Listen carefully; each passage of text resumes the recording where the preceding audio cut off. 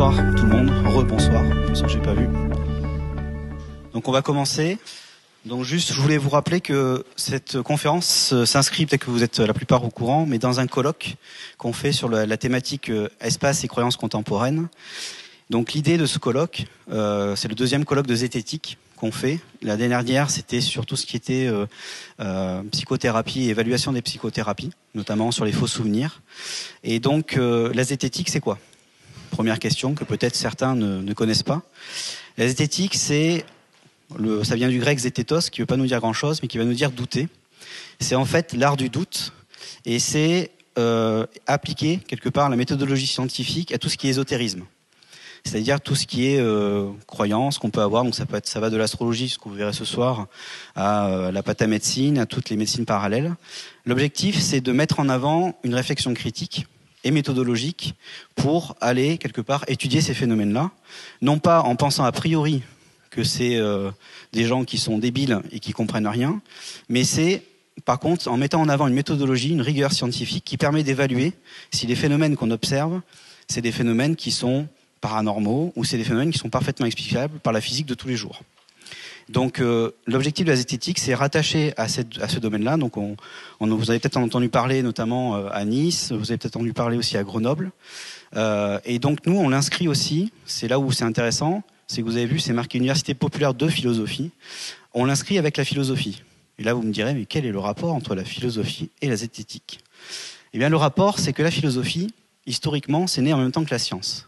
C'est-à-dire que nos chers amis présocratiques, pour ceux qui connaissent les noms, c'est Thalès, Démocrite et consorts, ont inventé la philosophie et la science en même temps. C'est-à-dire qu'ils ont inventé une manière d'investiguer le réel qui, petit à petit, s'est différenciée sous deux formes.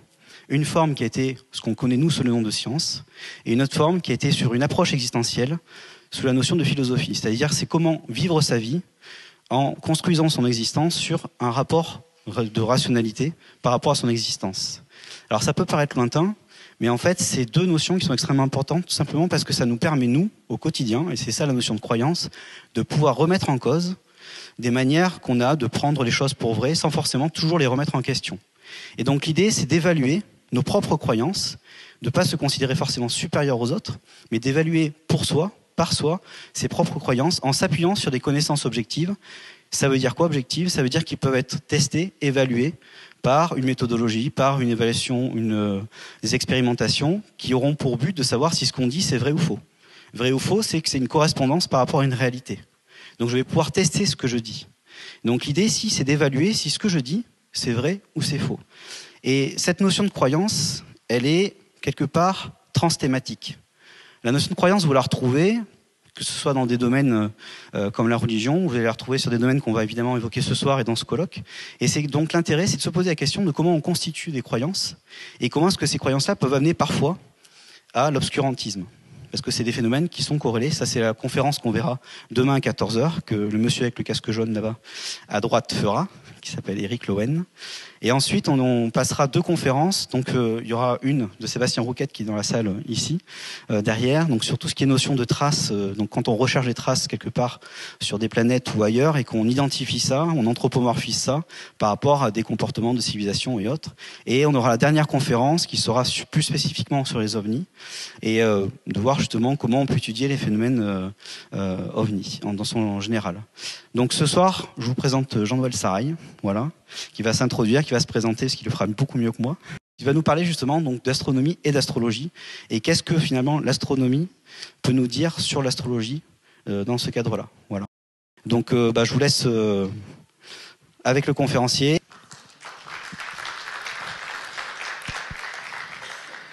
Merci Pierre. Donc ce soir, je vais vous présenter donc quelque chose en rapport avec l'astronomie et l'astrologie. On va essayer de croiser les deux. Pour ma part, je suis astronome amateur depuis de très longues années. J'ai travaillé pendant 8 ou 9 ans à la Cité de l'Espace en service éducatif. Là, à l'heure actuelle, donc, je forme pas mal d'enseignants sur l'académie, que ce soit en primaire ou en secondaire, sur l'astronomie, comment aborder ça en classe, donc avec les élèves. Voilà donc en gros mes fonctions par rapport à l'astronomie et surtout donc à des pratiques de pédagogiques. Voilà. Alors, astronomie et astrologie, Vous savez tous de quel signe vous êtes. Ça, il n'y a aucun souci, tout le monde est au courant. Hein. Par contre, je vous demande peut-être de trouver votre signe dans le ciel, et il y aura peut-être moins de monde. Hein. C'est-à-dire que les signes que vous êtes, bélier, poisson, compagnie, ce sont des constellations. Ce sont donc des groupements d'étoiles qu'on trouve dans le ciel. Et alors, pourquoi on dit que vous êtes bélier, ou ce que vous êtes aujourd'hui, par exemple, on est le 27 février, paraît qu'on est poisson. Hein, 27 février. Bon. Pourquoi en ce moment, on a un rapport avec la constellation du poisson? Alors, déjà, première chose, parce que ça, il n'y a pas grand monde qui est au courant, déjà. Hein. Donc, qu'est-ce que c'est que les constellations?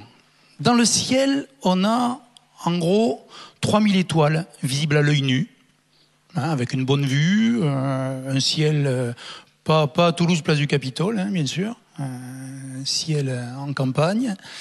Et toutes ces étoiles, pour s'y retrouver, depuis des temps immémoriaux, on les a regroupées en dessins, en ce qu'on appelle des constellations, donc l'imagination humaine, selon les régions du monde, selon les civilisations, a regroupé ces étoiles en différentes constellations. Nos constellations dont on parle, c'est-à-dire notamment celles liées à l'astrologie, elles nous viennent des Grecs, notamment des Romains par la suite, qui ont copié sur les Grecs. Et avant les Grecs, même, il y avait toutes les civilisations mésopotamiennes qui avaient déjà bon nombre de constellations qu'avaient repris les Grecs aussi. Donc, à l'heure actuelle, donc, on a arrêté au XXe siècle, au début du XXe siècle, 88 constellations, dont vous n'avez plus une étoile dans le ciel qui ne fait pas partie d'une constellation. Elle est forcément dans une des 88. Alors vous en connaissez bien sûr des très célèbres. Hein. Alors là, j'ai rien mis là pour vous tester un peu. Hein. Voilà, c'est pour. Ouais, on a retrouvé, c'est bon là. Ouais. Alors très bien. Hein. Alors effectivement, on a la grande ours et la petite ours. Hein. En tout cas, ce qu'on appelle aussi la grande casserole et la petite casserole. Vous les voyez là? Alors. Voilà, ah oui, là peut-être qu'il y a moins de casseroles là. Hein. Alors effectivement, la Grande Ourse est une constellation gigantesque. Hein. Il y a beaucoup d'étoiles à l'intérieur. C'est une des plus importantes dans le ciel d'ailleurs, au point de vue surface qu'elle occupe sur la voûte céleste. La casserole n'étant que l'arrière-train et la queue de l'ours. Je ne sais pas si vous la repérez. Hein. Pareil pour la petite ours, qui est toute petite avec une petite casserole. Voilà donc, par exemple, deux constellations parmi les plus célèbres. Mais elles ne font pas partie des constellations liées à l'astrologie. On est bien d'accord. Personne n'est de la Grande Ourse ici. Bon, alors. Par contre, voilà un autre animal, le taureau, qui lui fait partie des constellations qui nous intéressent. Alors, il y a une étoile très brillante dans le taureau, ici, qui est donc Aldébaran, qui est une géante rouge. Alors, il y a toujours une raison. Hein, alors, je ne vais pas vous faire tout un exposé sur la mythologie des constellations, c'est passionnant, hein, mais il y a toujours une raison pour laquelle tel groupe d'étoiles prend le nom de tel animal ou de tel personnage, de tel dieu. Là, par exemple, l'étoile Aldébaran, c'est une géante rouge, c'est une étoile donc qui arrive en fin de vie, et à l'œil nu, on voit bien un éclat. Hein, orangé, rouge, et donc on l'a associé à l'œil injecté de sang du taureau qui est furieux. Voilà. En gros, il y a une raison là-dedans. Voici le lion. Le lion qui est une des rares constellations qui ressemble à son nom. C'est-à-dire qu'on voit quand même une crinière, une espèce de point d'interrogation à l'envers, hein, et puis le corps qui va jusqu'à la queue. Hein. Il y en a qui parlent comme si c'était un sphinx qui était couché, qui regarde vers la droite. Voilà, donc ça c'est le lion, très belle constellation. Voici l'aigle, il y a des oiseaux aussi, hein, avec Altaïr qui est une des étoiles les plus brillantes du ciel. Celle-ci ne fait pas partie de ce qui nous intéresse. Voilà le cygne, un autre oiseau, très célèbre chez les astronomes, avec une des étoiles les plus brillantes aussi, qui est Deneb. Le Scorpion. Le Scorpion qui a une étoile donc, sur la tête qui est Antares, qui est aussi une géante rouge. Donc c'est-à-dire que ces géantes rouges, vous savez que le rouge est associé souvent à des choses un peu négatives, néfastes, hein, dans pas mal de cultures en fait. Et donc le Scorpion, le Taureau, hein, ont une étoile rouge qui est la principale étoile de leur constellation. Si je fais une parallèle rapidement avec les planètes, la planète rouge, Mars, elle porte bien le nom du dieu de la guerre. Hein, voilà, il y a toujours une connotation comme ça, un peu belliqueuse. Hercule, donc il n'y a pas que des animaux. Hein, là vous avez un demi-dieu, donc, grec. Ici vous avez un autre héros grec, Persée, qui va aller tuer la Méduse et qui tient sa tête dans la main. Les Gémeaux, là, vous en avez 2 pour le prix d'un. Voilà, alors là c'est très simple, il y a 2 étoiles très brillantes dans le ciel et qui ont à peu près le même éclat, qui sont Castor et Pollux. Hein, voilà, on leur a donné bien sûr le nom des 2 Gémeaux de la mythologie grecque. Alors, donc là-dedans, vous avez vu qu'il y a des constellations qui ont un rapport avec l'astrologie et puis d'autres pas du tout. Alors pourquoi ? Vous savez qu'il y a 12 constellations donc, dans ce qu'on appelle le zodiaque. Il va falloir qu'on définisse ça quand même au départ. Alors qu'est-ce que c'est que le zodiaque ? On a donc l'impression d'être au milieu d'une sphère d'étoiles, nous sur la Terre, humains. Hein. En tout cas, on n'a accès qu'à un seul hémisphère hein, en même temps, mais effectivement, il y a donc une sphère d'étoiles autour de nous. Et le Soleil qui tourne autour de la Terre, me suivez là ? Le Soleil qui tourne autour de la Terre, chez les Grecs. Ah, voilà. Donc, on voit le Soleil passer tout le temps dans les mêmes constellations. D'accord ? Vous verrez jamais le Soleil dans la Grande Ourse. D'accord ? Ou dans Orion, ou dans d'autres constellations célèbres. Par contre, vous le verrez dans le Lion, dans le Scorpion, dans le Gémeaux, des constellations qu'on a vues là. D'accord ? Et vous ne verrez pas que le Soleil, vous verrez aussi toutes les planètes passer dans ces constellations. Vous verrez aussi la Lune passer dans ces constellations. Pourquoi ? Parce qu'en fait, le système solaire est dans un plan. Hein, la physique a bien fait les choses. Hein, la gravitation nous a bien aidés. Donc c'est dans un plan, donc c'est-à-dire que si on projette ce plan du système solaire dans la voûte céleste, on va avoir un cercle. On peut tracer un cercle en projetant ce plan dans la voûte. Et ce cercle traverse donc 12 constellations qu'on appelait constellations du zodiaque.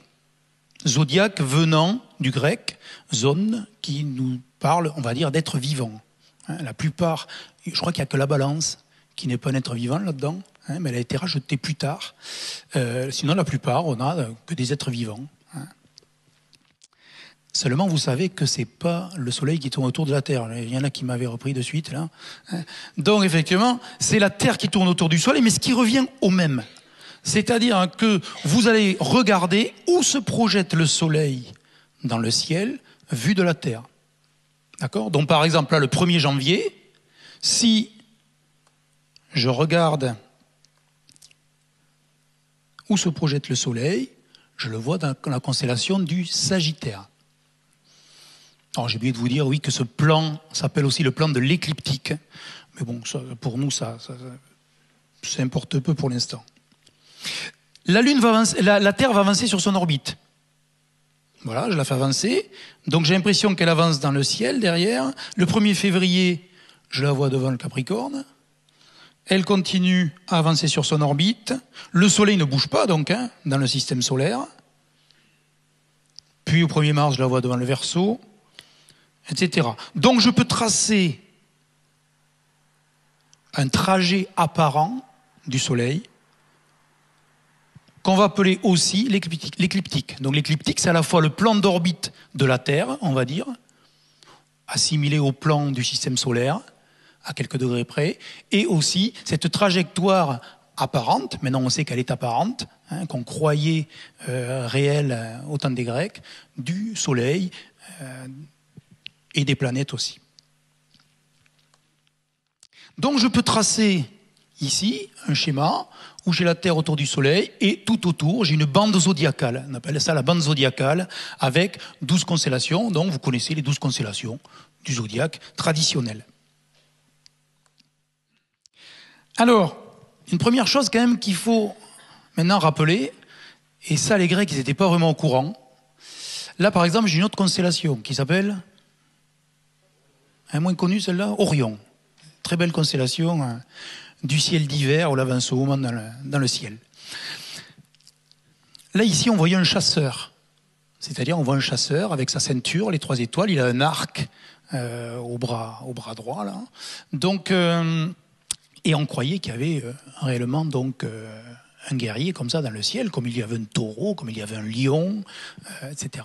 Sauf qu'on s'est rendu compte, et ça fait pas très longtemps, on s'est rendu compte au 19e siècle, non, on n'est plus chez les Grecs, là, on est il y a 2 siècles, que ceci n'était qu'une illusion, c'est-à-dire que la sphère des fixes qu'avaient imaginé les Grecs depuis donc très longtemps n'existe pas. C'est-à-dire qu'on n'est pas au centre d'une sphère d'étoiles, on est au centre de rien du tout. Ça a été découvert plus tard. Mais depuis le 19e siècle, on sait que ces étoiles n'ont aucune réalité matérielle. C'est-à-dire qu'elles ne sont pas reliées entre elles, comme vous le voyez ici, par ces schémas. Ces schémas ont été inventés par les hommes. C'est des moyens, on va dire, mnémotechniques pour se souvenir des étoiles dans le ciel. Mais effectivement, si je regarde maintenant la constellation Orion, je vois bien que chaque étoile est à une distance différente. Donc il n'y a pas du tout de réalité des constellations.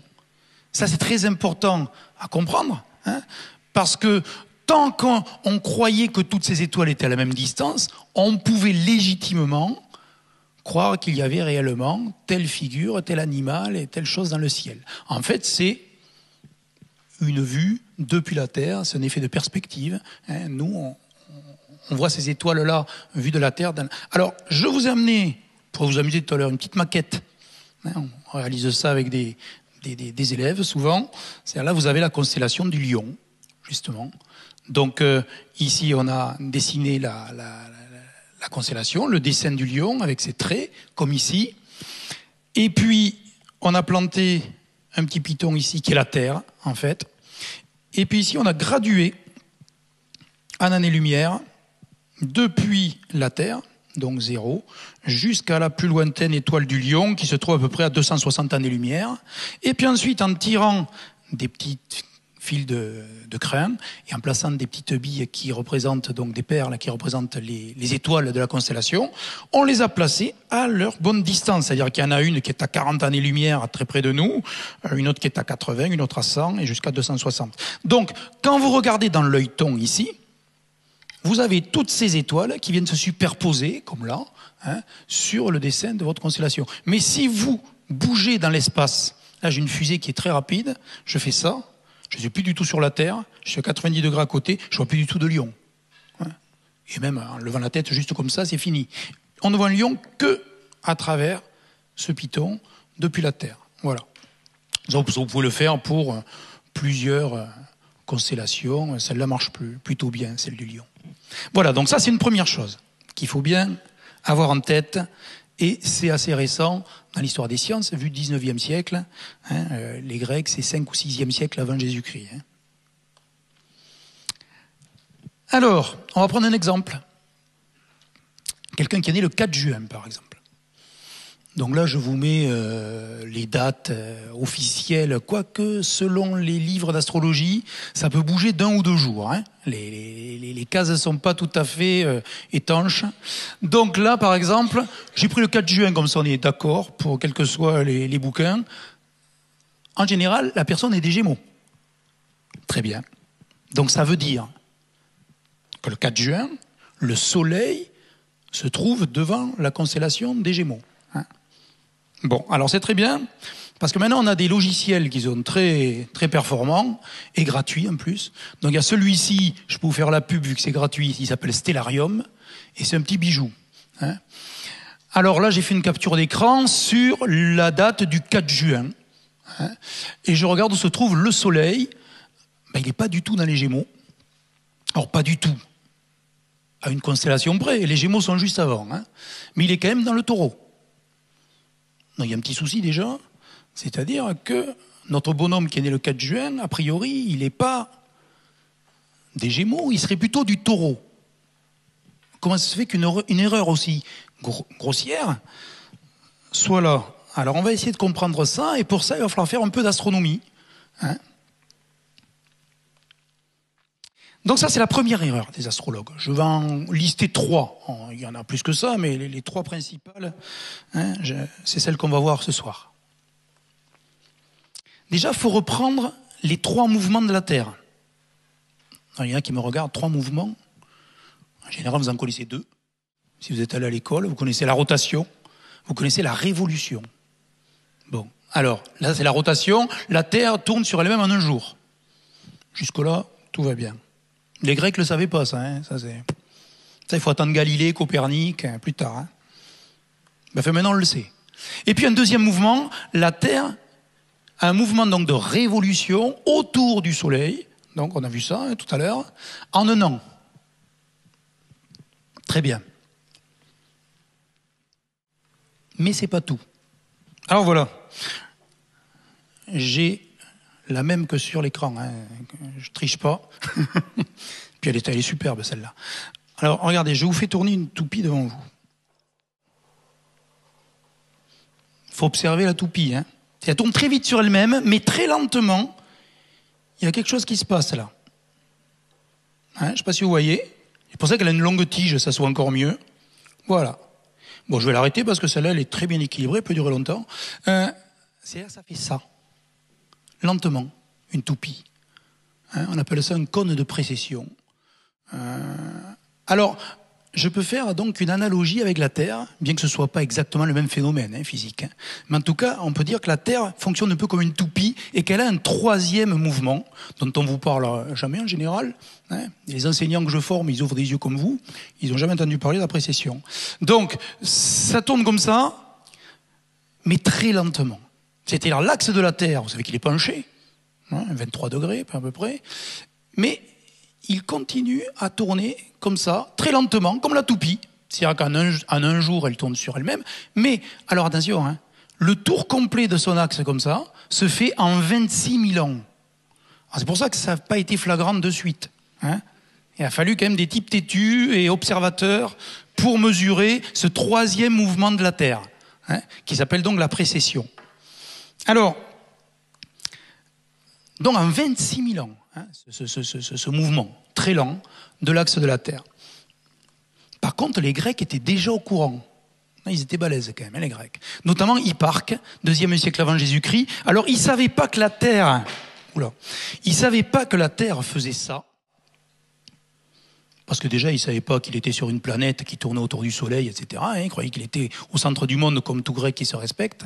Par contre, il a remarqué qu'il y a quelque chose qui se passe. Quand l'axe de la Terre varie, l'axe qui sort du pôle ne pointe pas toujours donc dans la même direction.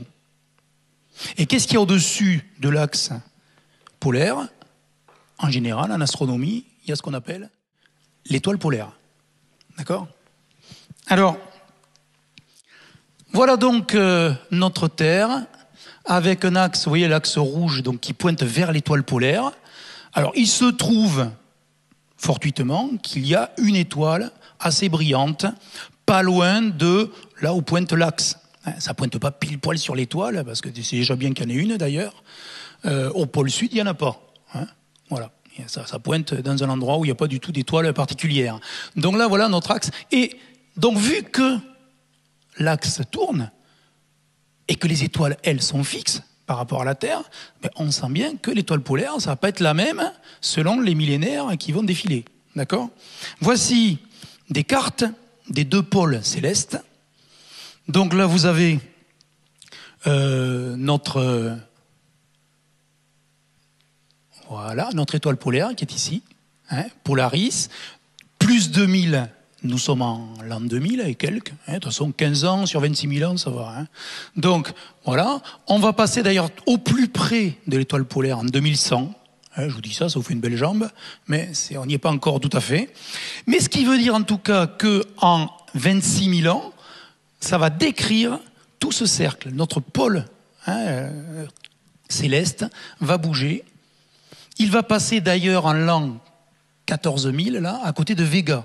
Alors là, on aura une super étoile polaire. Revenez dans quelques dizaines de milliers d'années, et vous aurez une superbe étoile polaire. Et vous voyez qu'il y a des moments où il n'y avait pas d'étoile polaire.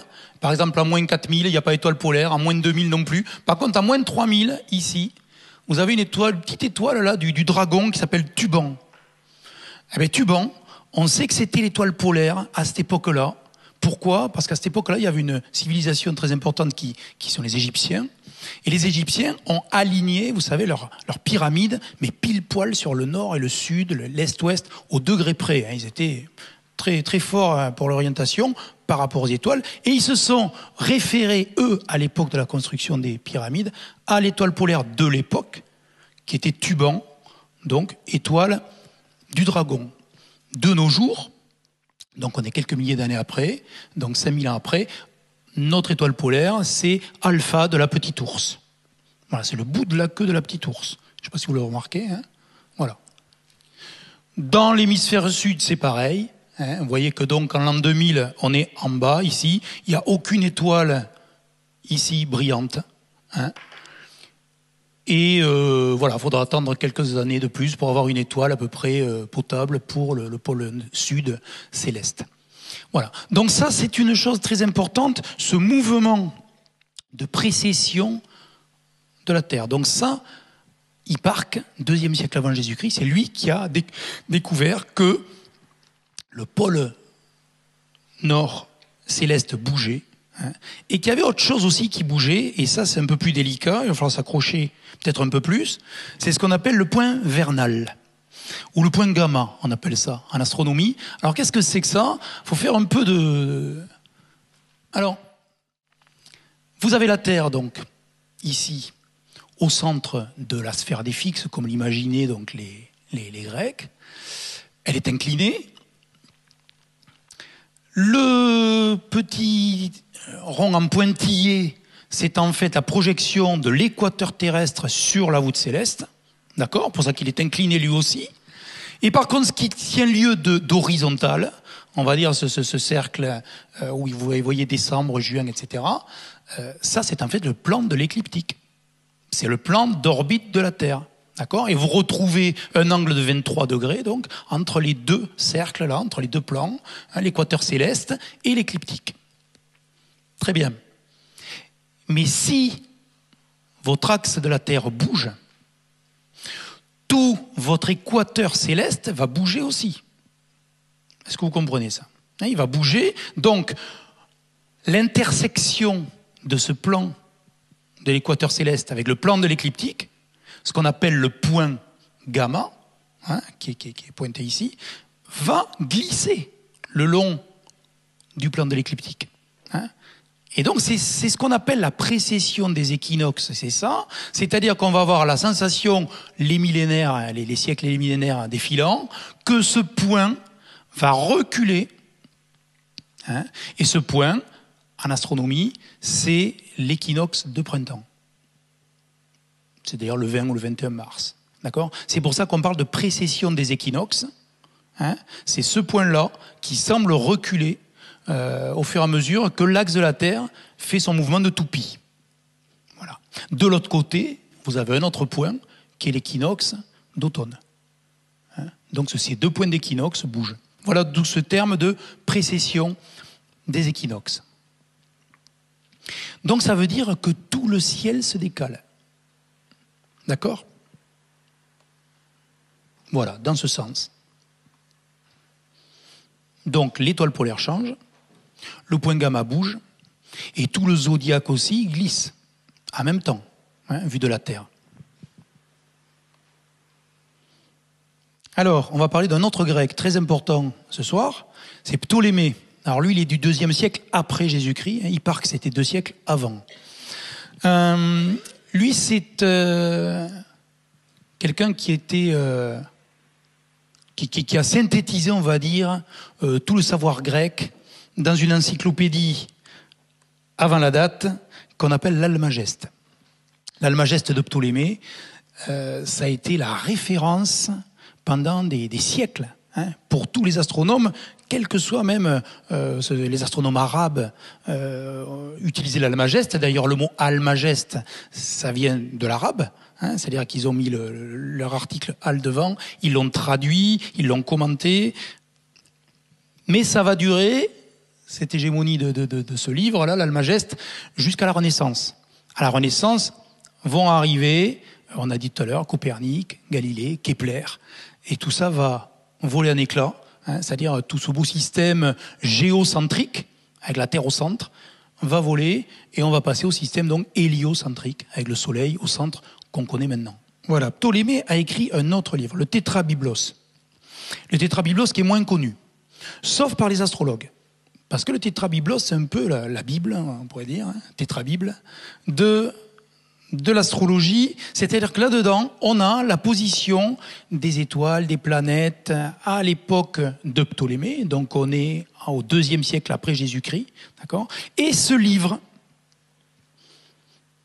est toujours d'actualité, en tout cas pour bon nombre d'astrologues. Pour bon nombre d'astrologues.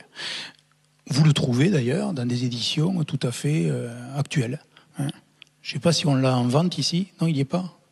Bon. Alors, par contre, c'est intéressant de lire ça. Maintenant, ce qu'il faut voir, voilà, c'est que les données de ce livre datent du IIe siècle après Jésus-Christ. On est à l'heure actuelle en l'an 2000. En gros, il s'est passé 2000 ans. D'accord ? En 2000 ans, il a beau être lent, ce mouvement, en 2000 ans, il y a eu un petit quelque chose quand même. Parce qu'il fait un tour en 26 000 ans. Donc 26 000 divisé par 2000, il a bougé d'un 13e de tour. D'accord ? Notre axe a bougé d'un 13e de tour depuis les Grecs. Ça, c'est pas anodin. Voilà, donc le zodiaque s'est décalé d'un 13e de tour, depuis les Grecs, et on comprend, du coup, pourquoi notre bonhomme qui était né le 4 juin n'est pas des Gémeaux, comme il croyait, mais du Taureau qui est juste à côté. C'est-à-dire que, ayant bougé d'un 13e de tour, vu qu'on a 12 constellations, on a en gros bougé d'une constellation. Si notre bonhomme était né le 4 juin au temps des Grecs, il aurait été bel et bien Gémeaux. Le soleil, et là dans le Tétrabiblos, Ptolémée ne s'était pas trompé, le soleil était bien dans les Gémeaux le 4 juin à son époque. Sauf que 2000 ans après, ça a légèrement bougé, et donc le soleil n'est plus dans les Gémeaux, il est dans la constellation juste avant, qui est celle du Taureau. Donc ça, c'est la première chose. Ce soir, il y a un gros problème, c'est que vous allez pratiquement tous changer de signe. Voilà. Il va falloir plutôt lire celui d'avant. Ça, c'est la première nouvelle. On va passer à la deuxième erreur.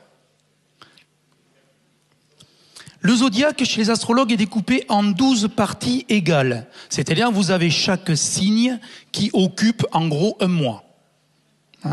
Ce qui est très pratique pour les calculs. Vous avez 12 constellations qui durent 12 mois, chacune dure un mois. Ça simplifie les calculs, grandement. Sauf que dans le ciel, c'est pas ça du tout. Je vous ai parlé tout à l'heure, au tout début, de la constellation de la Grande Ourse, qui est d'une des plus grandes constellations du ciel. Vous voyez bien qu'il y a des constellations très grandes. Vous avez des constellations toutes petites. La Lyre, par exemple, dont je n'ai pas parlé, est une constellation toute petite. La Croix du Sud, dans l'hémisphère sud aussi, est toute petite. Donc, il en est de même des constellations du zodiaque. Vous avez des constellations dans le zodiaque, comme le Cancer, qui ne sont pas énormes. Vous avez des constellations comme la Vierge, qui sont très grandes. Donc, il n'y a aucune raison que le Soleil passe un mois pile dans chaque constellation, vu qu'elles n'ont pas les mêmes tailles.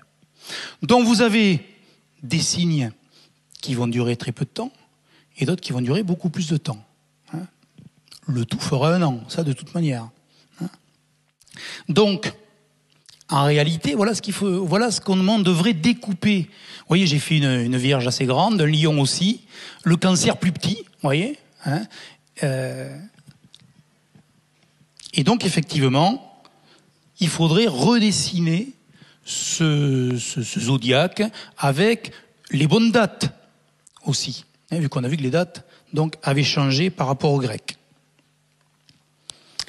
On arrive à la troisième et dernière erreur. Pour ça, il faut observer attentivement ce qui se passe dans l'écliptique sud.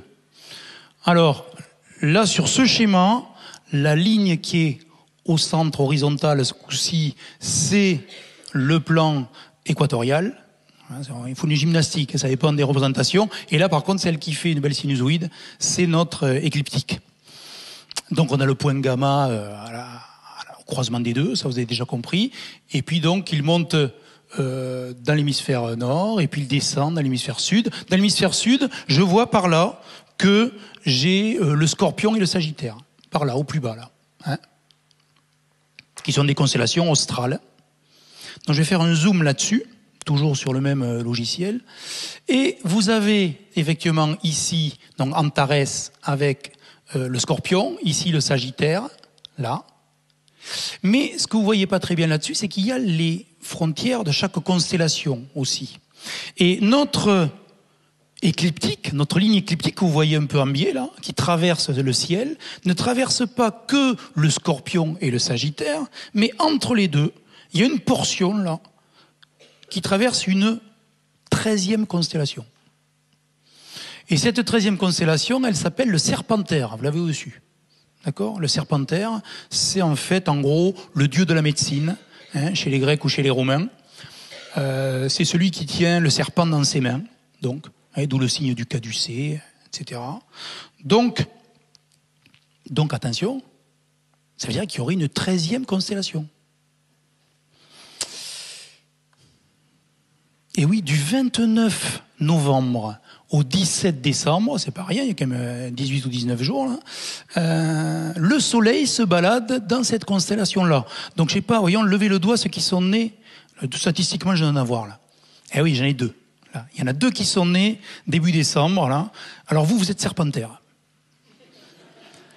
Non, il va falloir voir quelqu'un de spécialisé parce que moi je peux rien vous dire là. C'est pas prévu, voilà. Ah, chez les Chinois peut-être c'est autre chose, mais en tout cas là, vous êtes Serpentaire, hein. Donc ça c'est pas prévu. Alors vous comprenez bien que c'est beaucoup plus facile, hein, comme j'ai dit tout à l'heure, de découper le ciel en 12 parties égales, hein, vu qu'on a 12 mois qui défilent, et quoique les mois ne sont pas égaux, hein, mais enfin bon, on va pas rentrer là-dedans, plutôt que faire. Alors, je vais diviser mes 12 mois en 13 parties qui chacune sont inégales. Là, ça commence à devenir compliqué pour les calculs. En tout cas, pour la majorité des astrologues, c'est compliqué. Donc, on reste avec 12 constellations, toutes égales. Donc, si on reprend notre cas de notre bonhomme qui est né le 4 juin, on va refaire notre tableau en tenant compte des 3 erreurs des astrologues. Donc la première erreur, je vous rappelle, c'était le décalage dû à la précession. Donc c'est pour ça que j'ai rajouté une deuxième colonne. Hein. Alors là, c'est en 2008, mais bon, 2015, 7 ans après, ça n'a pas trop bougé.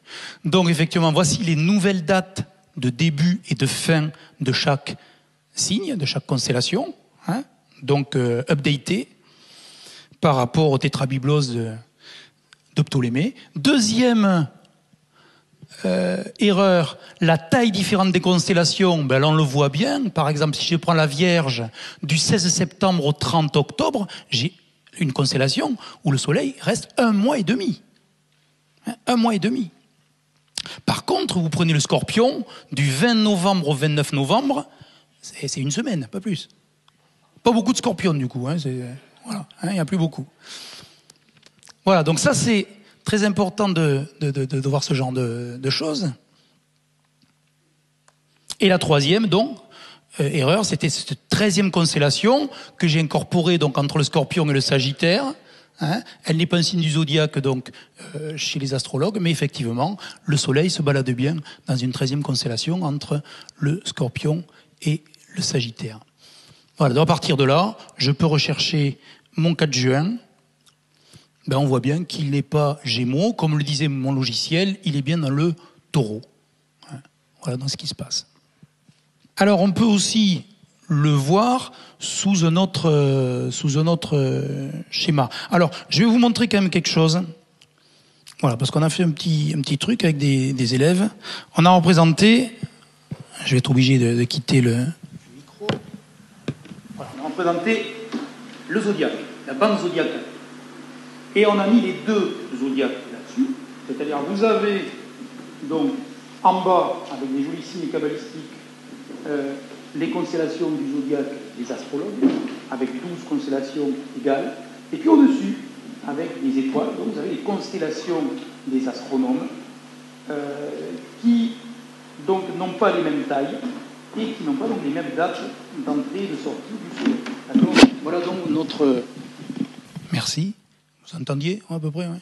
Voilà donc notre zodiaque complet. Et notre bande zodiacale, il faut la refermer sur elle-même pour l'avoir en réalité. Et il faut se mettre au milieu pour avoir la sensation d'être au centre du monde. Donc c'est la sensation qu'on a d'ailleurs, merci. Et ici, donc, il y a la même chose, mais installée sur, on va dire un planétaire. Hein, c'est-à-dire vous avez, alors on n'est pas chez les Grecs là, on est chez nous. Hein, c'est-à-dire qu'on a le Soleil au milieu, c'est la punaise jaune, et puis la punaise bleue, c'est la Terre qui tourne autour du Soleil. Donc quand vous avez bien placé votre ceinture zodiacale, je vais être obligé de relâcher le. Voilà. Il suffit de bouger la Terre sur son orbite, elle tourne, hein, sur un réglé. Vous affichez votre date. Par exemple, ici on est sur le 4 juin, donc j'amène ma Terre ici sur le 4 juin. Et je vais regarder avec ma flèche dans quelle constellation se projette donc mon Soleil. Donc effectivement, c'est les Gémeaux au temps des Grecs, mais si je regarde au-dessus, c'est le Taureau. On peut vous amuser avec ça après.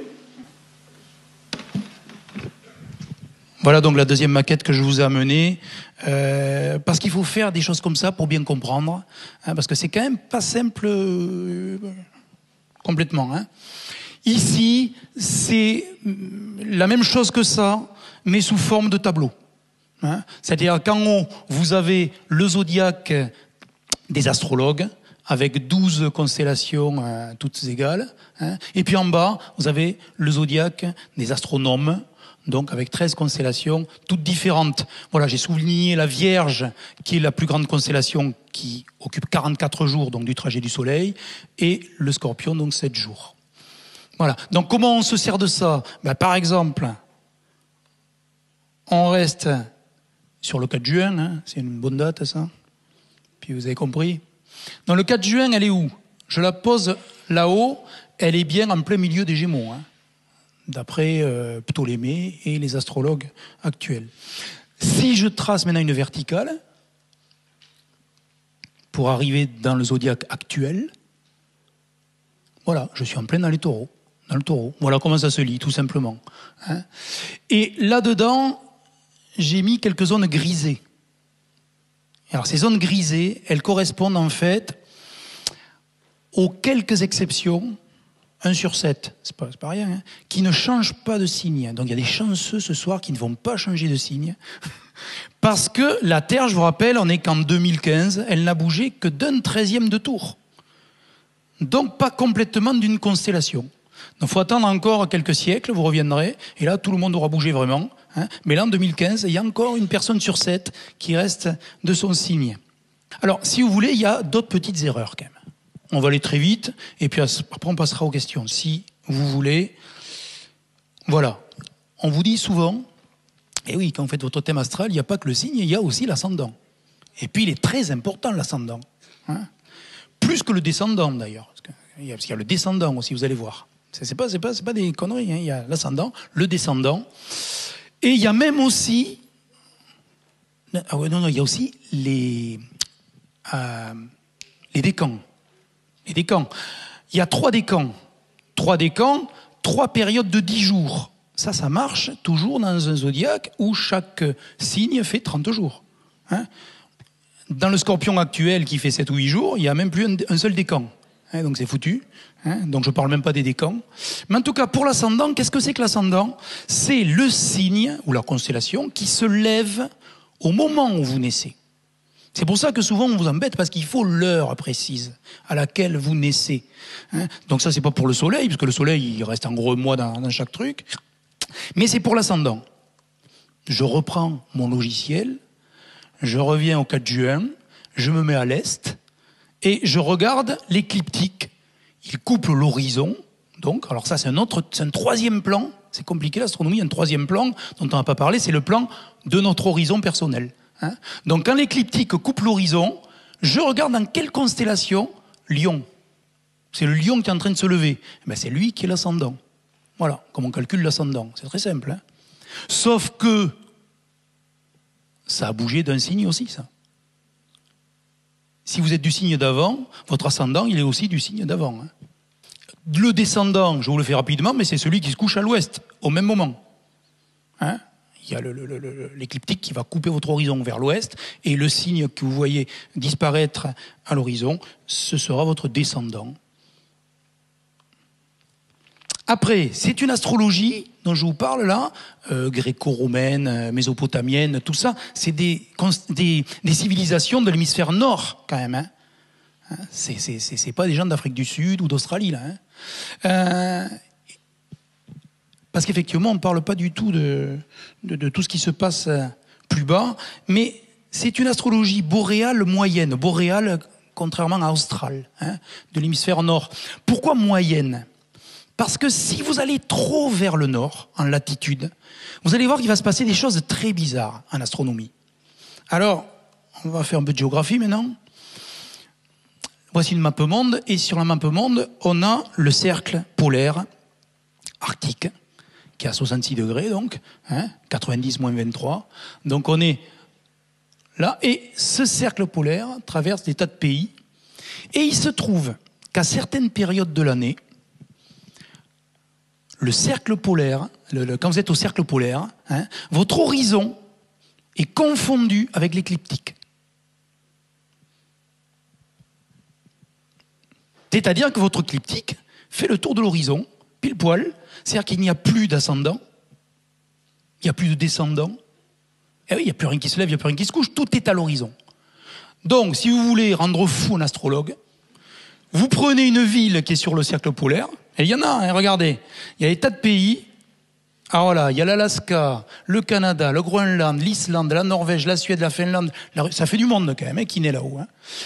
Et vous lui donnez donc une ville qui est pratiquement sur le cercle polaire, au moment, donc à l'heure et au jour où on a ce phénomène que l'écliptique est confondu avec l'horizon, et normalement, il doit péter un câble, ou son ordinateur doit fumer, je sais pas, mais il peut pas vous sortir de thème astral. Ce n'est pas possible. Ce n'est possible, cette astrologie, que dans des latitudes, on va dire, pour ça que j'ai mis boréal moyen, des latitudes où il y avait les Grecs, où il y avait les Romains, c'est-à-dire la Méditerranée, ça fonctionne très bien, ou la Mésopotamie aussi, vers l'Iran, l'Irak, tout ça, ça marche aussi.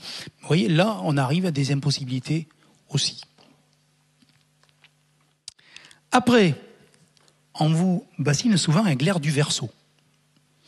Il paraît que quand va arriver l'ère du Verseau, il n'y aura plus de soucis. Plus de chômage, plus d'inflation, vous verrez, ce sera fabuleux. Ça, c'est l'ère du Verseau. Ça devrait arriver bientôt. Alors, j'ai calculé quand ça va arriver exactement. Parce que, qu'est-ce que c'est l'ère du Verseau? On reprend le schéma qui vous a fait mal à la tête, donc le point vernal qui recule. Très bien. Ce point vernal, il se trouve dans une constellation. D'accord? En ce moment. C'est-à-dire, il correspond au 20 mars. Il se trouve dans les Poissons, dans la constellation des Poissons. Donc en ce moment, on est dans l'ère des Poissons. Là, les astrologues, je suis d'accord avec eux, là, on est dans l'ère des Poissons. Là-dessus, il n'y a pas de souci. Sauf que votre point vernal qui recule à cause de la précession des équinoxes, il va changer au bout de quelques siècles de constellation. Et effectivement, regardez bien, après les Poissons, j'ai le Verseau. Et donc effectivement, ce point vernal qui se décale va arriver dans le Verseau, attention, en 2598. Donc, il va falloir galérer encore un peu. Hein, c'est le nirvana, c'est pas pour demain tout de suite. Hein, il va falloir quand même poireauter 600 ans encore. Hein, en gros. Donc, mais le gros problème là-dedans, c'est que les gens qui nous parlent de l'ère des Verseaux, ils sont d'accord donc qu'il y a un mouvement de précession des équinoxes. Alors, il faudrait savoir. On ne s'en sert pas pour l'astrologie. Hein, c'est-à-dire, on garde le tétrabiblos de Ptolémée du IIe siècle, mais en disant qu'il n'y a pas, il n'y a pas de changement de constellation. Et alors, par contre, on vient nous casser la tête avec l'ère du Verseau, qui, elle, est due vraiment à ce mouvement de précession. Donc, là, il faudrait savoir. Hein, soit on en tient compte, soit on n'en tient pas compte. Rapidement aussi, quand même, l'influence des distances des planètes. Parce que quand on vous fait votre thème astral, alors voici en direct mon thème astral quand même, hein, je ne vous cache rien, car je l'ai fait faire. Et en fait, je me suis rendu compte que l'astrologue était très bon. Parce qu'ensuite, vous avez des logiciels, alors maintenant, c'est pas la peine de payer, si vous voulez votre thème astral, vous avez des logiciels sur Internet, gratuits, qui vous tracent ça, très bien, comme ceci. Et vous pouvez remarquer, il faudrait regarder attentivement, mais c'est ça, hein.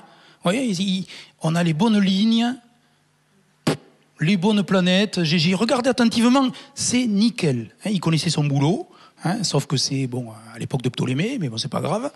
Voilà, ça c'est mon thème astral perso. Et là-dedans, on a bien sûr représenté, hormis les 12 constellations du zodiaque, les planètes.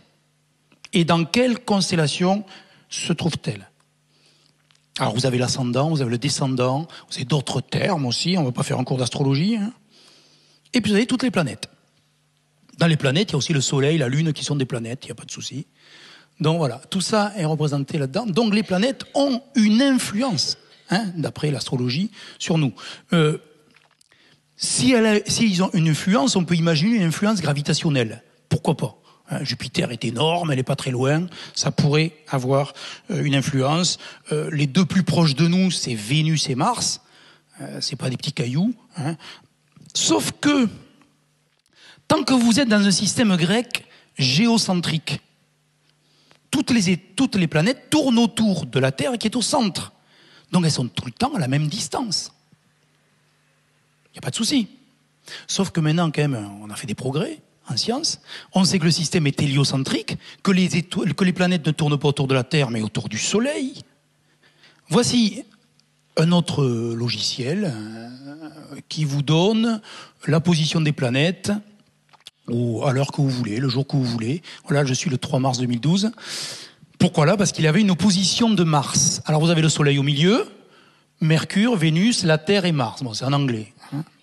Qu'est-ce que ça veut dire opposition de Mars ? Ça veut dire que Mars et la Terre sont au plus près à ce moment-là.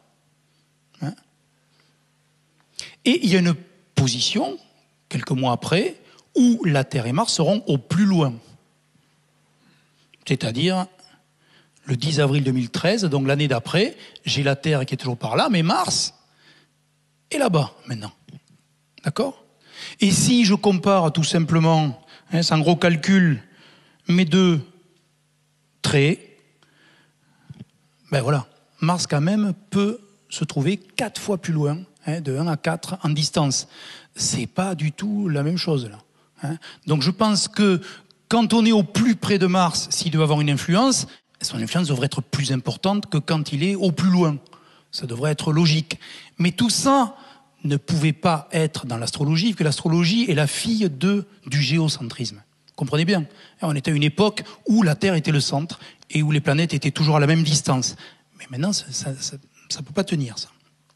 On peut faire la même chose avec Vénus. Hein. C'est-à-dire qu'ici, j'ai Vénus qui est la planète la plus proche de nous, hein, Vénus. Hein. Ici, donc, on appelle ça une conjonction inférieure. Et puis, quelques mois après, hop, elle est passée de l'autre côté du Soleil, c'est la conjonction supérieure. Et là, si je compare mes deux distances extrêmes, c'est jusqu'à 5 fois. Hein. Vénus peut être de 1 à 5 fois plus proche. Voilà, que dire de plus ? Les influences sur le corps humain, oui, parce qu'on a pas mal de représentations qui sont très belles, où on vous soigne grâce aux signes du zodiaque. Donc chaque partie du corps est gouvernée par un signe ou une constellation. Hein. Donc les pieds, c'est le poisson, je ne sais pas pourquoi. La tête, le bélier, ça va à peu près, je comprends. Le cou pour le taureau, et pourquoi pas. Les organes génitaux, c'est le scorpion. Attention. Hein. Et alors, là, à mon avis, il va y avoir des questions après. Bon, mais il faut que j'en parle rapidement. Les influences lunaires. Vous savez tous qu'il ne faut pas se couper les cheveux n'importe quand. Moi, par exemple, j'ai pas trop suivi le truc. Bon, il faut aussi planter des choses quand il faut, bon, etc. Alors, je vais pas rentrer là-dedans parce que sinon on s'en sort plus, mais vous donner quelques éléments quand même. Hein. Si on parle de gravité, hein, la force gravitationnelle de la Lune. Vous savez, alors ça c'est Newton qui a trouvé ça. Hein. La force gravitationnelle, elle est proportionnelle à la masse des objets et inversement proportionnelle à la distance. Hein. Alors, si vous êtes à 150 mètres de la Tour Eiffel, je prends un exemple là, hein, elle exerce sur vous une force 2700 fois plus importante que celle exercée par la Lune. D'accord ? Parce que la masse de la Tour Eiffel, qui est ridicule par rapport à celle de la Lune, ben si vous vous trouvez à 150 mètres, la distance fait qu'elle va avoir beaucoup plus d'influence que la Lune, qui est à 380 000 km. Elle. Et malgré sa masse, du coup, elle perd complètement de sa force gravitationnelle. Et alors, que dire surtout, quand on parle de la pousse des plantes, hein, il faut sûrement pas invoquer une attraction lunaire, parce qu'on me dit souvent, mais il y a les marées qui existent, etc. Certes, les marées, ça marche sur des surfaces d'eau et des quantités d'eau gigantesques, et ça bouge de quelques mètres. Hein, c'est minime quand même, les marées. Là, si vous avez une plante qui pousse, elle va être attirée 300 000 fois plus par la terre sur laquelle elle est plantée, que par la Lune qui est au-dessus d'elle quand même. Hein. Faut pas oublier ça, hein, avec un calcul assez simple. Alors j'aime bien aussi une maman qui tient son bébé dans les bras, elle va avoir une attraction énorme. Énorme, bah oui, parce que là, la distance, c'est 0. Alors là, c'est l'infini, ça fait une attraction infinie. La lumière, il y en a qui me disent, mais en fait, c'est peut-être dû à la quantité de lumière qu'on reçoit. Lors de pleine lune, on reçoit beaucoup plus de lumière que lors d'un petit croissant. Et c'est vrai, pleine lune, on peut des fois lire son journal, sous le clair de lune, ça peut être possible, il y a une ombre par terre. Déjà, la lune ne produit pas sa lumière, ça c'est déjà important de le savoir, hein, c'est la lumière du soleil, hein, la lumière de la lune, hein, d'accord ? Elle ne fait que réfléchir. Elle n'en réfléchit que 7% d'ailleurs. Elle s'en garde 93% la lune, hein, elle n'est pas très partageuse niveau lumière. Elle peut réfléchir aussi la lumière de la Terre. Hein, c'est-à-dire que, et oui, parce que la Terre étant aussi une planète, elle renvoie la lumière du Soleil dans l'espace et elle peut aller éclairer la Lune. C'est-à-dire souvent, je ne sais pas si vous avez vu, un petit fin croissant et pourtant on voit toute la Lune sombre alors qu'on ne devrait pas la voir. Mais ça, c'est un clair de terre. C'est-à-dire vous voyez ce qu'on appelle la lumière cendrée de la Lune éclairée par la Terre. Donc la Terre aussi est un beau miroir. Mais alors, parlons en quantité de lumière. Voilà, la pleine lune, hein, le maximum, elle vous envoie 0,5 lux. Bon, peu importe l'unité. Ce qui est important surtout, c'est comparer par rapport, par exemple, au soleil. Voilà. Le soleil vous envoie 100 000 lux. D'accord ? Donc vous avez un rapport 200 000 entre les deux. Donc c'est pas la lumière de la pleine lune qui va faire beaucoup plus que la lumière du croissant de lune par rapport à ce que les pauvres plantes reçoivent en journée. Hein, donc c'est pas du tout par là qu'il va falloir chercher non plus. Il se pourrait qu'en fait il n'y ait pas d'influence lunaire. Je dis ça, je vais me faire massacrer là. Hein. Sur les plantes peut-être. Hein, je pense qu'il faut surtout bien s'occuper de son jardin. Hein. Il y a quelqu'un qui avait fait ça comme expérience, c'est-à-dire qu'il avait planté ces plantes comme le disait le calendrier lunaire là, hein, qu'on peut toujours acheter. Hein. Ça marche aussi, c'est comme le tétrabiblos, ça c'est toujours en vente. Donc il avait fait ça, et il s'en était pas occupé. Elles ont crevé les plantes, hein, d'accord ? Et il a pris d'autres plantes qu'il a plantées n'importe comment, il les a bien bichonnées, elles ont poussé. Hein. Donc voilà, je crois qu'il faut surtout s'occuper de son jardin. Hein. Alors, une des raisons, je pense, pour lesquelles il y a cette croyance liée à la Lune, et c'est légitime, hein, c'est que la Lune est le seul astre qui change réellement de forme. On le voit grossir, on la voit diminuer. Donc, hein, assez, je dirais, simplement, on va associer à cette lune qui croît des plantes qui croissent. Et puis, si vous voulez planter des patates ou des carottes, des plantes racines, comme ils appellent, on va faire ça plutôt dans une lune, en fin de lunaison. Hein. Voilà. Donc, c'est pour expliquer tout ça, si vous voulez, ce sera en gros la conclusion de ce que je vais vous dire, hein, c'est que c'est légitime. Moi, je casse pas du sucre sur le dos de ces croyances-là. Hein, elles sont légitimes. Parce qu'on a cru très longtemps qu'on était le centre de l'univers. Et donc tout était fait pour nous. Hein, fils d'un dieu ou de 50 000 dieux, si on était polythéiste à l'époque des Grecs. Et puis, c'est légitime de croire que la Lune a une influence sur la pousse des plantes ou des cheveux ou de ce que vous voulez, parce qu'on la voit effectivement elle-même grossir ou diminuer. Hein. Voilà. Alors, dans le cadre de la zététique, il y a des expériences qui ont été faites, hein, pour vous amener sur un autre domaine, on va dire, qui est l'interprétation que nous faisons avec notre cerveau très imparfait. Hein. C'est-à-dire que si vous donnez, par exemple, je vais parler 10 personnes qui sont devant, là, et ils me donnent leur heure, date de naissance, etc., on va vous donner vos thèmes astro, hein, fait par des astrologues comme le mien tout à l'heure, et puis on va vous donner donc votre personnalité, etc. Des traits caractéristiques d'après donc l'astrologie. Sauf que quand je vais vous rendre vos thèmes astro, je vais pas le sien, je vais le donner à madame, et puis le vôtre, monsieur, etc. Je vais tous les mélanger.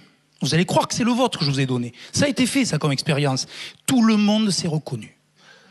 Non, mais ça, c'est génial, hein. C'est-à-dire que un thème astral, c'est jamais tout blanc, tout noir. Hein, c'est entre gris clair et gris foncé, comme dirait l'autre. En fin de compte, on peut toujours trouver ce qu'on veut là-dedans. Hein, si je dis que vous êtes panier percé, ou plutôt proche de vos sous, vous êtes ni tout l'un ni tout l'autre. Je veux dire, un jour vous allez faire une folie, puis un autre jour vous allez faire attention parce que, voilà. Donc je veux dire, il y a une autre expérience, donc, thème astro mélangé ou identique. Alors ça, c'est encore plus simple. Vous prenez un thème astral, vous faites croire à tout le monde que vous donnez le sien, que vous donnez à tout le monde le même. Ça va encore plus vite, hein, si vous voulez faire l'expérience. Et tout le monde va se reconnaître aussi. Voilà, donc je terminerai par ça. Hein, géocentrisme et sphère des fixes. Voilà d'où vient, je pense, cette illusion que le ciel gouverne nos vies. C'est que pendant des milliers d'années, on a cru qu'on était au centre de l'univers. C'est tout. Hein, on s'est donné une place énorme. Énorme. Nous, petits humains. Alors qu'en fait maintenant, on sait non seulement que c'est pas le soleil qui est au centre de nulle part, le soleil il est au centre du système solaire, mais c'est tout. Il n'est pas du tout au centre de l'univers, comme on l'a cru à l'époque de Copernic. Copernic, c'est pas une méga révolution. Il a mis le soleil au centre de l'univers. Il n'y est pas du tout. Au 19e siècle, on s'est rendu compte que le soleil faisait partie d'un ensemble qui s'appelle une galaxie. Et qu'il était au bord de la galaxie. Une des 200 milliards d'étoiles qui tournent dans cette galaxie. Voilà. Alors là, déjà, on avait pris un coup, là. Et puis on s'est dit, bon, mais cette galaxie, quand même, c'est le centre de l'univers. Et puis au XXe siècle, bim, cette galaxie n'est pas du tout le centre de l'univers. Il y a des milliards d'autres galaxies qui s'attirent les unes les autres, toujours par le biais de la gravitation. Et aucune n'a une place privilégiée, c'est-à-dire qu'il n'y a pas de centre dans l'univers. Voilà, on est bien avec ça. Hein, y a pas de... Du coup, s'il n'y a pas de place privilégiée, on peut dire qu'on a une place privilégiée. Hein, ça peut toujours retomber sur nos pattes. Voilà. Mais je pense que quand on a fait des sciences et qu'on se tient au courant de l'actualité scientifique au 3e millénaire, on est quand même depuis 15 ans là, je crois qu'il est grand temps de grandir, hein, d'évoluer et de se dire tout ça, ok, ça date de quelques siècles, quelques millénaires, où la science n'était pas très développée et où on ne connaissait pas réellement la place de la Terre dans l'univers. Voilà, je terminerai par cette belle phrase de Kepler, parce qu'on dit que Kepler a fait beaucoup de thèmes astrologiques pour les rois, les puissants qui l'employaient. Mais il n'était pas con, Kepler. Hein, si vous lisez bien, hein, si l'on avait eu le crédule espoir de lire l'avenir dans le ciel, auriez-vous jamais été assez sage pour étudier l'astronomie pour elle-même? Et superbe, hein, c'est la gratuité de la recherche scientifique. Voilà, c'est ça. Hein. Et c'est parce que les gens voulaient connaître l'avenir ou connaître qu'il fallait attaquer le voisin, quelle était la meilleure date, que Kepler s'est prêté au jeu parce qu'il a bien compris que sinon il ne ferait pas d'astronomie. Personne ne paierait pour faire de l'astronomie, ça c'est sûr. Hein.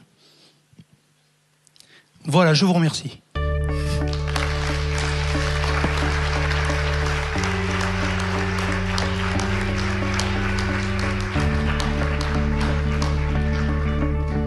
Donc maintenant, Pierre, je crois qu'il y a un deuxième micro. S'il y a des gens qui veulent quelques précisions, amener leur pierre à l'édifice.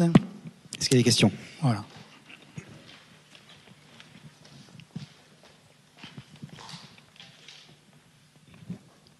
D'abord, une question assez naïve sur la définition même du zodiaque.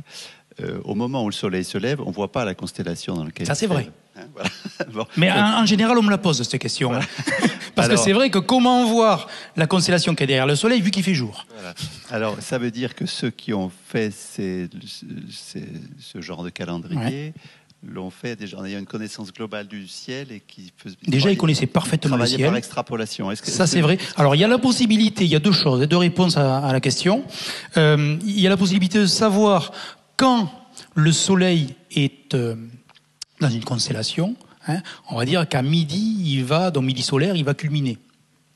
Si tu regardes le même jour, à minuit, quelle constellation va culminer, tu sauras automatiquement quelle est celle qui est de l'autre côté, si tu connais parfaitement ton zodiaque. Ça, c'est très simple. Si tu connais l'astronomie. Après, si tu ne connais pas très bien l'astronomie, il y a ce qu'on appelle le lever héliaque d'étoiles. C'est-à-dire héliaque de Hélios, le soleil. Hein, c'est-à-dire quand le soleil se lève, juste avant qu'il se lève, il y a des étoiles très brillantes qui sont avant lui, qui vont te dire dans quelle constellation il va se lever.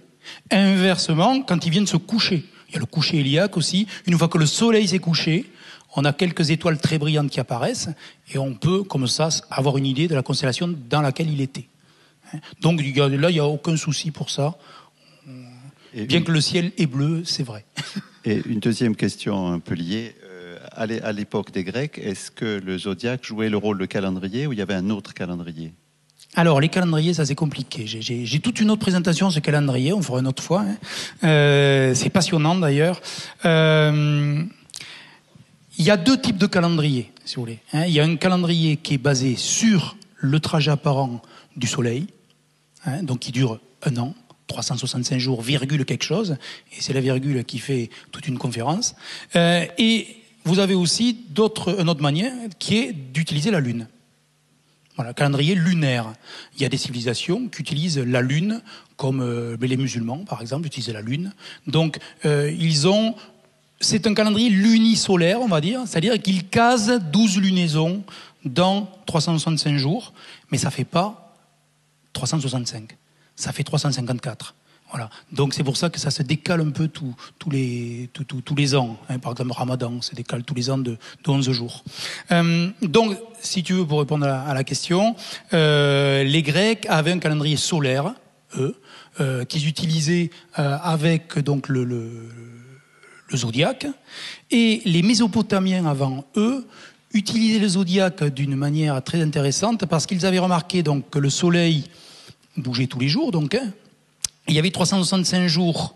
Et les Babyloniens, contrairement aux Grecs, ont utilisé ce qu'on appelle le système sexagésimal, c'est-à-dire qu'ils utilisaient 12, 60, 360. Hein, et le tour d'un cercle en 360 degrés, ça vient des Mésopotamiens. Hein. Et par un hasard incroyable, c'est pratiquement le nombre de jours que fait le Soleil. C'est pratiquement le Soleil bouge d'1 degré par jour. Tu vois, et donc pour eux c'était un très bon calendrier de rapporter ça à 360 degrés. Donc effectivement il y a toujours eu un comptage comme ça des jours très précis. Toutes les civilisations ont eu un calendrier. soit sur le Soleil, soit sur la Lune. Il n'y a pas d'autre système. Il y a une époque où le nom du mois, c'était le nom du signe zodiaque. Officiellement, le calendrier civil. Non, jamais. Non. Les mois que nous avons, mars, avril, mai, c'est lié aux Romains, au calendrier romain. Hein, d'ailleurs, mars, on retrouve le dieu de la guerre, là, encore. Juin, c'est Junon, la femme de Jupiter, etc. Donc, on a c'est lié là au calendrier romain. Oui. Bon, moi, c'est une question totalement différente, mais que je me pose depuis pas mal de temps. D'après le jour de la naissance, au moment où la planète passe, soi-disant, ça agit sur le caractère. Mais quand c'est deux jumeaux qui naissent en même temps, à la même heure, au même endroit, et que les jumeaux sont totalement différents de caractère, donc je me dis que quelque part... Mais c'est très facile pour les astrologues de justifier ça, parce qu'ils naissent pas en même temps. Pardon ? Ils naissent pas en même temps. Oui, enfin, Il y a quelques minutes d'écart. Ah ben ça suffit. Et ça suffit. Ça suffit. Et ça, vous pouvez retomber sur vos pieds. Ils ne naissent pas en même temps. Et ça suffit pour changer le caractère. Ah ben sûrement, d'après eux oui en tout cas. Bon, D'après eux oui, ils ne naissent pas en même temps. alors, on n'est jamais bien sûr de ce qu'on est vraiment. Parce que quand le papa il va faire la déclaration à la mairie de l'heure, c'est toujours... c'est jamais à la minute près. Les jumeaux ne peuvent pas avoir le même destin, hein, même si on pense qu'ils sont nés en même temps. Ben, c'est comme quand vous avez un avion qui s'écrase, les 300 personnes qui étaient dedans, ne me dites pas que leur thème astral disait qu'ils allaient tous mourir le même jour. Quoi. Donc, Ouais. c'est du même tonneau. Quoi, hein. D'autres questions? Deuxième question. Est-ce qu'il est vrai qu'à un certain âge, il y a l'ascendant qui prend le dessus sur le... Alors là, il ne faut pas me poser cette question à moi, je ne suis pas astrologue. C'est ça le problème. Ah. Tout à fait. Donc là, je ne saurais pas dire. Non, mais tant pis. Je ne saurais pas dire. Astronomiquement, je ne pense pas. C'est tout ce que je peux vous dire. Merci. Ici, il y a une question là, je crois. Vous avez compris ce que c'est l'ascendant, hein? C'est celui qui se lève. Ça aussi, c'est très légitime de penser que ce signe a une importance, vu que c'est celui qui se lève. Je ne dirai pas plus, c'est tout. Moi, je blâme pas, disons. On comprend tout à fait pourquoi on a pu croire à tout ça. Hein, on comprend tout à fait. Quand on fait de l'astronomie, ça paraît légitime si on n'a pas fait de science. Voilà, c'est tout. Et qu'on a fait juste en observant comme ça avec nos 5 sens. Oui. Oui, donc vous pourrez me répondre, vous êtes un spécialiste du calendrier. Il y a bien eu un certain nombre de jours, une douzaine de jours, il me semble, à la Renaissance, qui ont disparu, qui ont été rajoutés au calendrier. Est-ce que ça n'a pas contribué? Qui ont été enlevés. Ouais. Est-ce que ça n'a pas contribué aussi à décaler Non. Non. Pas du tout. Ça, c'est la réforme grégorienne. Oui, effectivement. Hein, c'est-à-dire, ça, c'est lié au fait que c'est 365, plein de chiffres. C'est pas 365,25. C'est pas trop ça, c'est ce qu'on nous dit pour aller très vite, mais c'est ,24 et puis d'autres choses. Donc effectivement, vu que Jules César, le calendrier julien, avait été fait donc en moins 40 à peu près, on s'est retrouvé à la Renaissance avec un décalage. Bien qu'on ait déjà mis en place les années bissextiles, hein, ça marchait très bien, hein, ils étaient forts les Romains, hein, il y avait les années bissextiles, tout ce qu'il fallait. Mais vu que c'était pas ,25 exactement, au bout de 1500 ans, il y avait un décalage de 11 jours. Donc il y a le mois d'octobre, on a coupé 11 jours, en 1400 et quelques. Voilà. Mais ça ne change rien sur l'astrologie par contre. Bonsoir. J'ai 3 questions, mais donc oui ou non comme réponse. Ah, ça va aller vite alors. Alors, le grand écrivain argentin Jorge Luis Borges disait que dans l'hémisphère sud, on voit beaucoup plus d'étoiles que dans l'hémisphère nord. Et comme je suis jamais allé à l'hémisphère sud, je crois qu'il faut y aller. Demander. Il faut y aller parce que j'y suis allé et on en voit plus. Il a raison. Le ciel austral est beaucoup plus beau que le ciel boréal. Pourquoi? Tout simplement parce que le centre de notre galaxie se trouve dans l'hémisphère sud. Et c'est là qu'il y a le plus de matière, de concentration. Le Scorpion dont on parlait tout à l'heure, le Sagittaire, c'est par là que se trouve notre centre galactique. Et c'est dans l'hémisphère sud, c'est des constellations australes. Donc oui, le ciel austral est beaucoup plus beau. Bon, allez à la Réunion, bougez un peu, vous allez voir, c'est très beau. Y aller. La deuxième, c'est, je crois me souvenir que dans un livre de monsieur Hubert Reeves, entre parenthèses, est-ce que vous prenez Hubert Reeves au sérieux au point de vue scientifique, à part ses élucubrations très sympathiques, il dit que tout l'univers, toutes les galaxies sont plus ou moins sur le même plan, non pas sur... on ne serait pas sur une sphère, mais que l'univers connu, toutes les galaxies, tout ce grand cirque est plutôt plat. Alors, c'est oui ou c'est non, j'en sais rien. Alors, il me semble avoir lu. Première réponse à la première question, je prends Hubert Reeves pour sérieux, oui. Oui. C'est un vrai astronome, hein. Attention. Hein. D'accord. Qui a fait des recherches. C'est un vrai astrophysicien, Hubert Reeves. Il a fait beaucoup de choses pour la vulgarisation de l'astronomie, c'est très fort. Après, on ne partage pas son engagement plutôt écologiste de fin de vie. Moi, je trouve ça très bien que quelqu'un qui a une notoriété comme ça mette cette notoriété à ces causes-là. Bon, ça, c'est mon avis. Donc, Hubert Reeves, très bien, j'applaudis des deux mains. Par contre, ce que vous avez lu, à mon avis, il veut parler de la courbure de l'espace. Ça, c'est beaucoup plus compliqué. Effectivement, on est dans un espace qui serait plat, mais je parle de la courbure de l'espace. Bien sûr que non, toutes les galaxies ne sont pas sur un même plan. Elles sont toutes distribuées au hasard dans l'espace et voilà. Donc, à mon avis, le côté plat vient de la courbure. Il veut parler de ça. Il faudra relire exactement ce qu'il a voulu dire. Parce que les galaxies ne sont pas dans un plan. Autant le système solaire est dans un plan, ça on l'a dit tout à l'heure, hein, autant l'univers n'est pas du tout dans un plan. J'ai mal compris alors. Voilà. Et la troisième est... je pense facile. Comment vous calculez un petit peu en ligne générale? Vous dites telle étoile est à 3 années-lumière, l'autre est à 260. Je vous crois. Oui. Je vous crois quand vous me Moi, je dites crois des ceux qui chiffres. ont fait les calculs aussi. Mais comment on les calcule? Voilà, et c'est tout, c'est ma dernière question. Bon, il y a une méthode qui est assez simple, qu'on peut comprendre très vite. C'est ce qu'on appelle la parallaxe. Hein, c'est-à-dire que, par exemple ici, je vois le caméraman qui est devant le poteau bleu là-bas. De là où je suis. Mais si je bouge, je vois le caméraman qui bouge, et maintenant il se trouve devant l'autre poteau bleu. Donc il a bougé. Si je sais de combien de mètres j'ai bougé ici, et si je mesure exactement l'angle qui est ici, et l'angle qui est là, ben, j'ai toutes mes données de mon triangle, et je sais exactement à quelle distance se trouve le caméraman. Alors, par contre, comment ça se passe en astronomie? Ça, c'est un truc de géomètre. Hein. En astronomie, c'est la Terre qui fait le tour du Soleil. Et donc, elle est là, ici. Et 6 mois après, elle est là. Et les étoiles sont tellement loin que pendant très longtemps, on n'a pas pu mesurer ce petit décalage. Parce que l'orbite de la Terre n'était pas assez grande devant la distance des étoiles. Et d'ailleurs, c'était les détracteurs de Copernic, c'était la première critique qu'ils faisaient. Ils disaient, mais attendez, 6 mois après, il n'y a aucune parallaxe, les étoiles n'ont pas bougé, ça vous montre bien que la Terre ne bouge pas. Sauf qu'à l'époque, on n'avait pas encore de télescope assez puissant, et il a fallu attendre là aussi le 19e siècle, il s'est passé plein de choses au 19e siècle, vers les années 1830, pour qu'on mesure la première parallaxe d'une étoile. Et là, ça a été parti.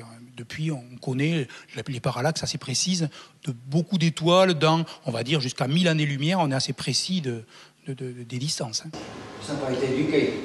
Ah non, ça faut être précis, faut être rigoureux, faut faire de la science. C'est pas forcément marrant, mais ça paye à la sortie. D'autres questions? Peut-être sur l'astrologie, parce qu'on a parlé d'autres choses.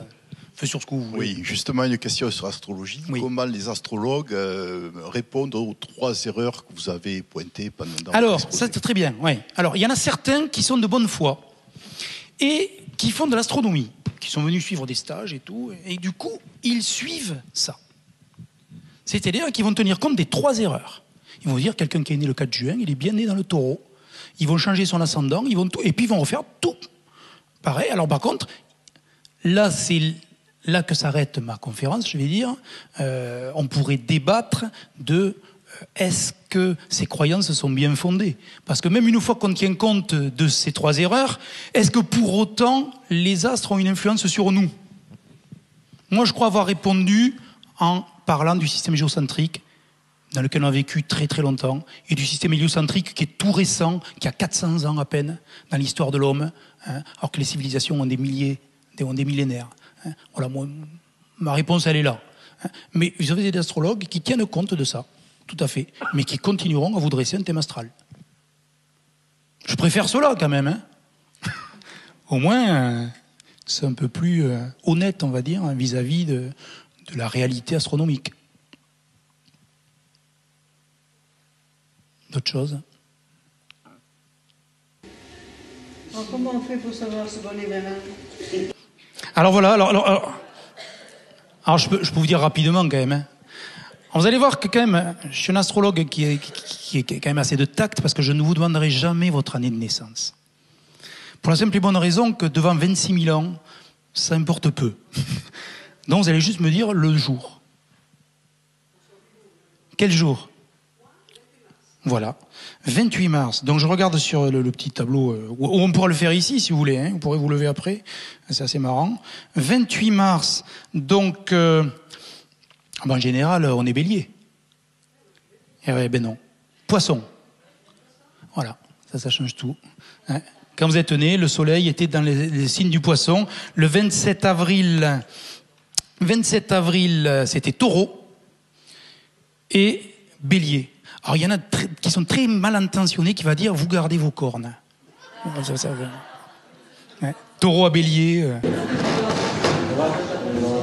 Ça, c'est depuis qu'on sait exactement à quoi est due la précession des équinoxes. C'est-à-dire c'est-à-dire automatiquement moins de 4 siècles. Parce qu'il a fallu être bien sûr qu'on était dans un système héliocentrique. Voilà. On va dire 18-19e siècle. Et là, on est bien sûr de notre coup et que l'axe de la Terre bouge bien. Hein? Ah, bien sûr. Ah oui. Tout à fait. Il va le savoir. Hein. 19 avril. À 19 avril, attention. Voilà, j'en tiens une. Un cas ce soir. Un 7e, je vous ai dit, ne changerait pas de signe. Elle est contente. Voilà. Parce que 19 avril, c'est la fin des béliers, ça. Hein. 3e décan. Hein. Je m'y connais un peu. Et en fait, vous êtes du début des béliers maintenant. 1er décan, ça change tout aussi. Hein. Attention. Hein. Ah oui, ça change tout aussi. Voilà, donc ça, voilà, vous pourrez vous amuser avec ça, si vous voulez, avec ça aussi. Hein, voilà, c'est des petits jouets. Voilà, et puis après, je vous donne rendez-vous demain, donc 14h, 16h, 18h.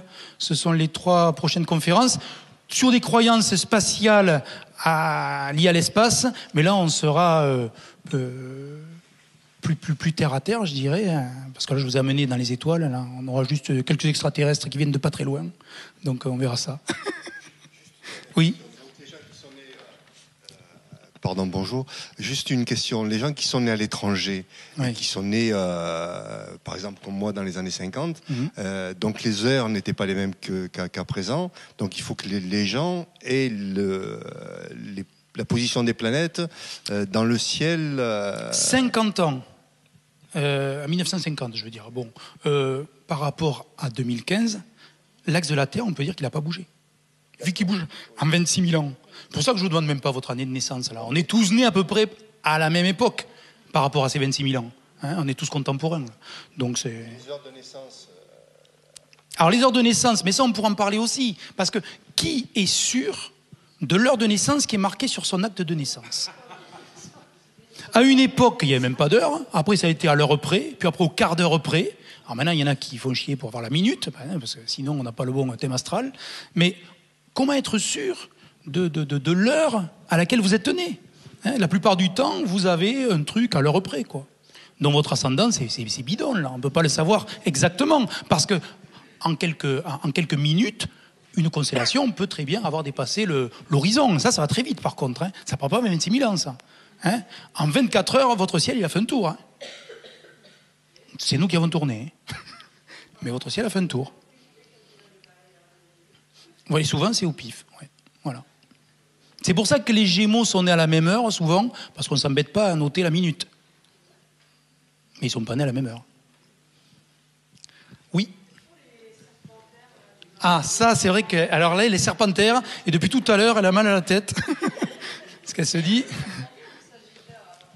Serpentaire. Ah oui, serpentaire. Il n'y a pas d'avenir, il n'y a pas de passé. On est dans un trou noir, je sais pas, là, une faille spatio-temporelle, je sais pas, là, j'ai rien pour vous, là. J'ai rien pour vous. En tout cas, pour tous les autres, hein, maintenant vous avez 2 signes, je vous propose de lire le meilleur dans les horoscopes. Vous prenez le meilleur des 2. Hein, ça sera beaucoup mieux. Voilà. Ça, non. Je pense que si, il y a quand même, comment ça s'appelle, les petites revues là-bas, de la FIS. Voilà, AFIS. Ils ont sorti un tout petit planétaire comme ça, de poche, qui vaut dans les 10 €, je crois, où effectivement, vous pouvez voir vos 2 zodiaques. Hein, c'est ce truc-là en petit. Hein, AFIS. C'est le nom de l'association d'empêcheurs de tourner en rond. AFIS. Oui, vous tapez ça sur un moteur de recherche, je dirais pas lequel, celui que vous voulez. Et vous allez tomber sur cette maquette-là, en petit. Mais c'est vrai qu'en grand, c'est mieux, on y voit mieux. Hein. Voilà, donc moi ce que je vous propose, c'est ceux qui sont intéressés, c'est venir faire tourner ces trucs-là, observer dans l'œilleton du lion, et puis sinon, rendez-vous demain. Il n'y a plus de questions, du coup? Vous êtes sûr? Sinon, on peut en poser en aparté. Voilà. On a dit que c'était très intéressant, moi je vous le dis. Merci.